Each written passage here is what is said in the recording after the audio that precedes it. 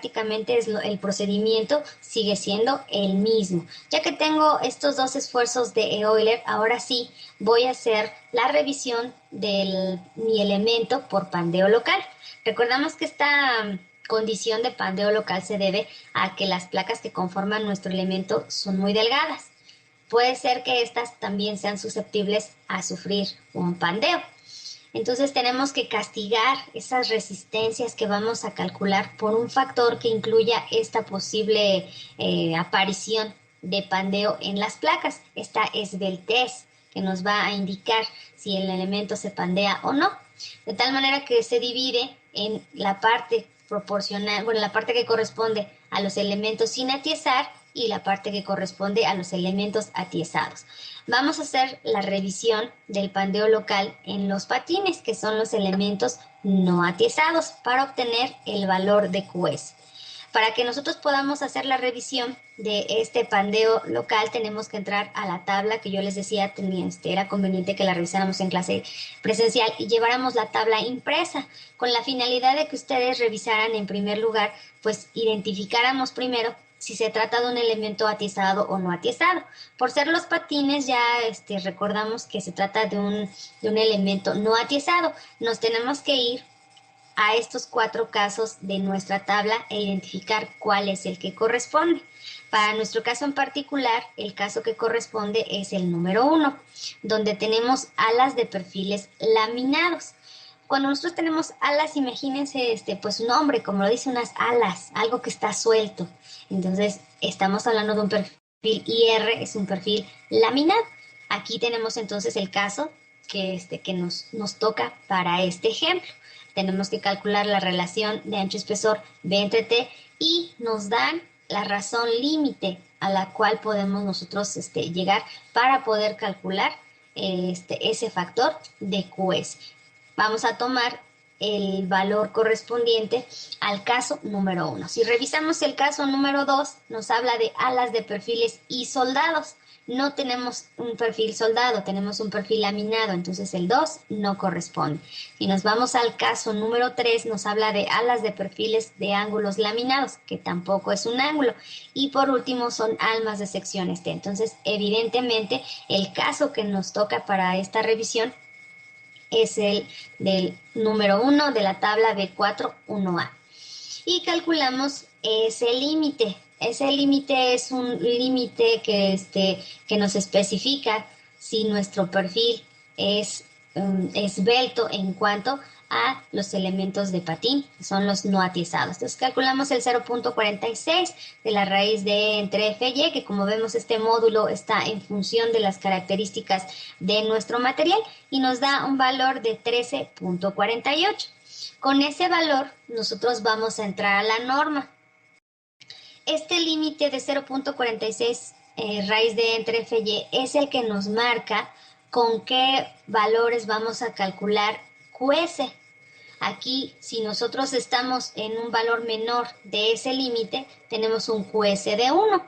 Pero si ya estamos entre ese límite y el 1.03 de raíz de entre F y Y, QS ya lo tenemos que calcular de otro modo. Y finalmente, si estamos en un valor mayor que el segundo límite, pues QS toma otro valor. Evidentemente, lo que nos conviene, pues es que QS valga 1. ¿Qué implica que QS valga 1? Que el elemento no está siendo castigado por pandeo local. Si nosotros ya tenemos un valor de QS mayor que nuestro segundo límite, pues ya estamos hablando de un elemento sumamente esbelto que a lo mejor no nos conviene.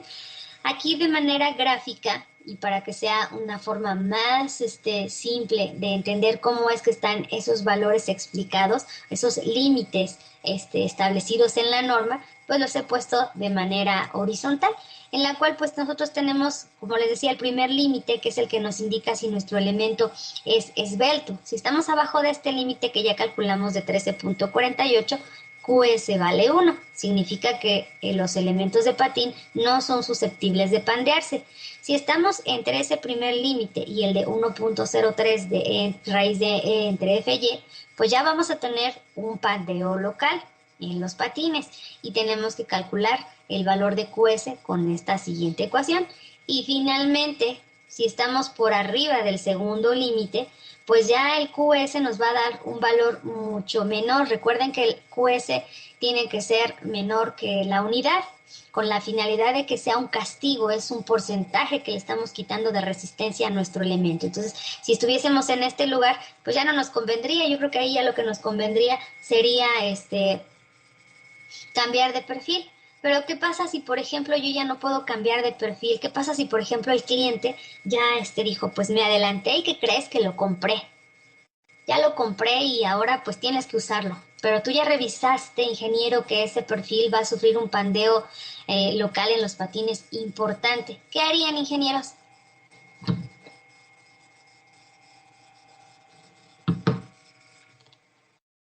¿Quieres ganarse décimos el día de hoy? ¿Se arrastraría?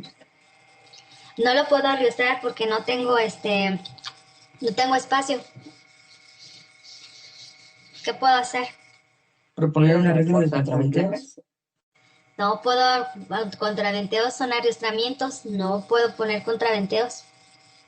¿Cambiar el espesor? No puedo cambiar el perfil porque ya es el que tengo. Reforzarlo.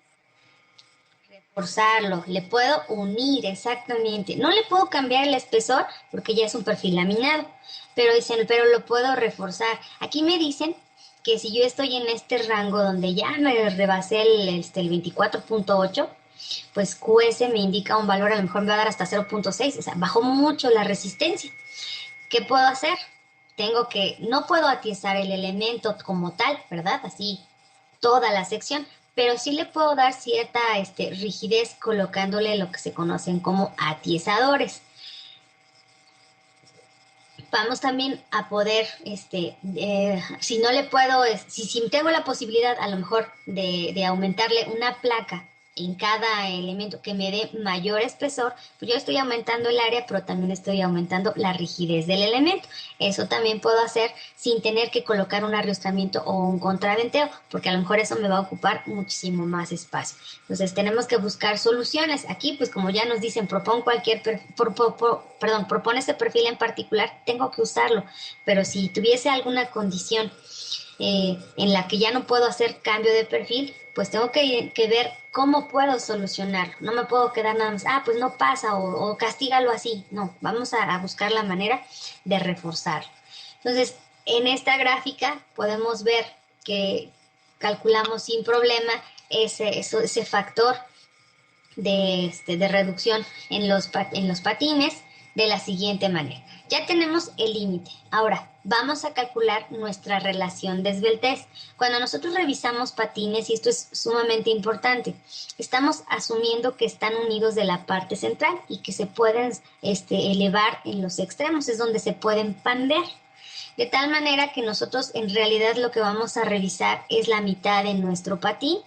No vamos a revisar toda la longitud, sino que la parte importante que vamos a revisar es esta de aquí. Entonces, cuando nosotros hacemos esa revisión, al momento de calcular la relación de esbeltez en los patines, vamos a hacer la división no de D entre T, sino de B entre 2 veces TF. ¿Por qué? Porque vamos a revisar nada más la mitad. Entonces es como si hiciéramos B entre 2 entre T. Por eso es 2 de la ecuación cuando nosotros revisamos los patines, y es sumamente importante, aunque en la norma nos marca que tenemos que hacer la revisión de B entre T, aquí mismo nos indica quién es B y quién es T, solamente es la mitad del patín. Por eso cuando hacemos esta operación, lambda del factor de esbeltez local de los patines es el espesor, es el ancho del patín, entre 2 veces el espesor del patín. Hacemos nuestro cálculo y nos dio una relación de esbeltez de 6.74. Regresamos a compararla en todos esos límites que habíamos platicado y nos da de 6.74, que comparado con el primer límite de 13.48 está por debajo de ese rango. ¿Qué quiere decir? Que el elemento no atiezado no sufre pandeo local. Por lo tanto, el factor de castigo QS se convierte en la unidad. Eso es lo ideal, eso es lo que nosotros tendríamos que buscar. Para este ejemplo, pues sí lo dio. Ahora hacemos lo correspondiente para el caso de los elementos atiesados o bien de las armas.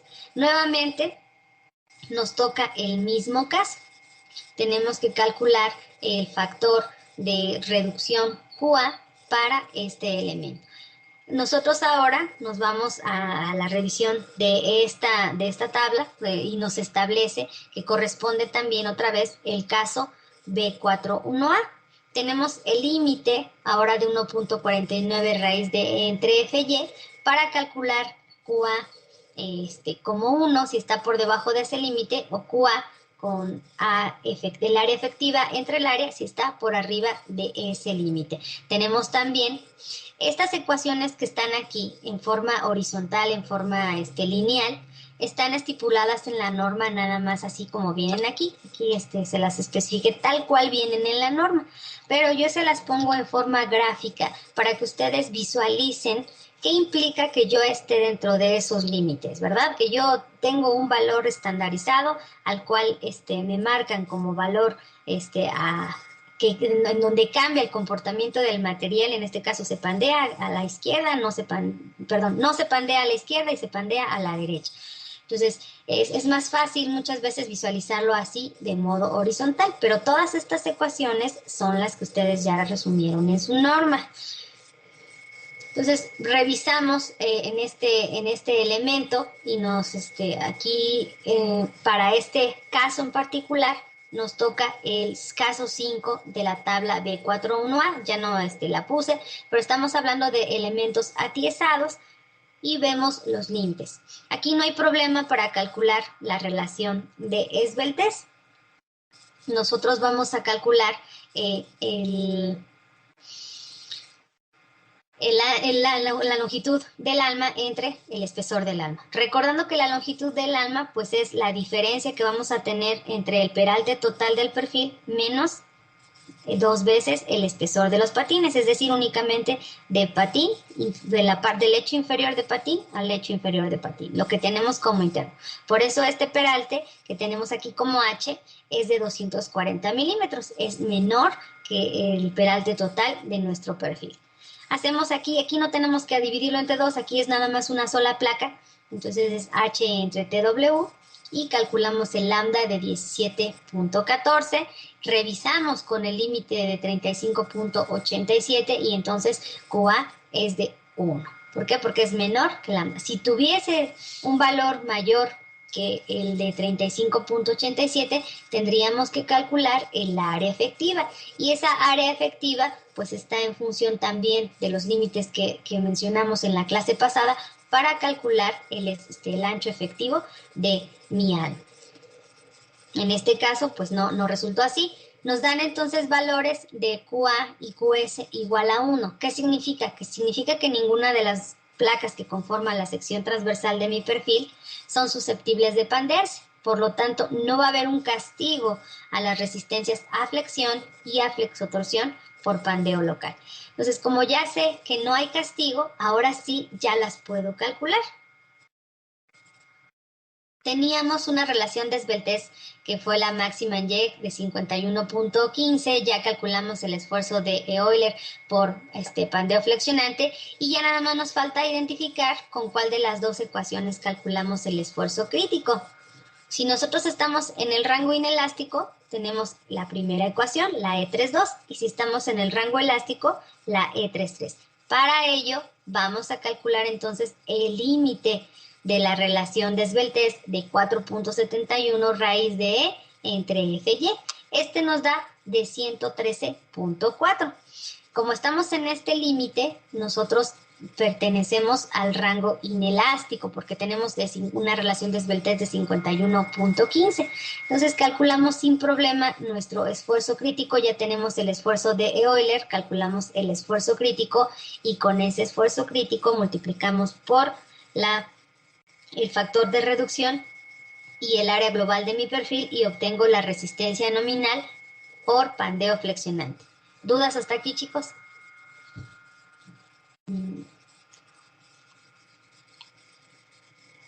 ¿Puedes regresar a la diapositiva anterior? ¿No? El 113 es de la fórmula, ¿verdad? Sí, este 113 ya lo Es habíamos como calculado. es el límite. Sí, es el Ah, límite que nos establece si nosotros estamos en el rango inelástico o estamos en el rango elástico y cuál de las dos ecuaciones aplicamos para el esfuerzo crítico. Lo hice después, les decía que lo podíamos hacer desde antes y después castigar la resistencia, pero mejor calculamos el castigo, que en este caso no hubo, y después ya obtenemos la resistencia. ¿Qué pasa si hubiésemos tenido que castigar la resistencia? Pues aquí en la resistencia nominal le tendríamos que poner el factor Q, que en este caso es 1, no hubo modificación. Con esa resistencia, pues ya tendríamos el primer valor del primer estado límite de falla. Nos faltaría revisar el otro. Para este caso, pues yo ya tengo también el esfuerzo de Euler. Ahora tengo que calcular este esfuerzo crítico en función de este límite. ¿Qué tengo que comparar ahora?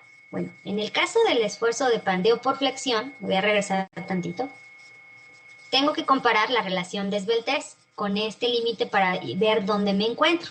Cuando yo voy a revisar este esfuerzo por flexotorsión, ahora voy a revisar el esfuerzo de Euler con este límite. Voy a revisar en cuál parte me encuentro, si en el rango inelástico o en el rango elástico.